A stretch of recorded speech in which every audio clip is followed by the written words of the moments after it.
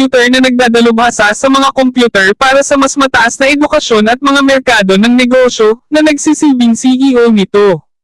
Noong 1986, tumulong siya sa pagpapaunlad ng industriya ng visual effects sa pamamagitan ng pagpopondo sa Computer Graphics Division ng Lucasfilm na kalaunan ay nag-iisa bilang Pixar, na gumawa ng unang 3D computer animated feature film na Toy Story, 1995, at naging nangungunang animation studio, na gumagawa ng higit sa 27 pelikula mula noon.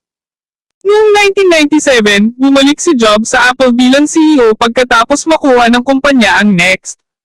Siya ay higit na responsable para sa muling pagbuhay sa Apple na nasa bingit ng bangkarota.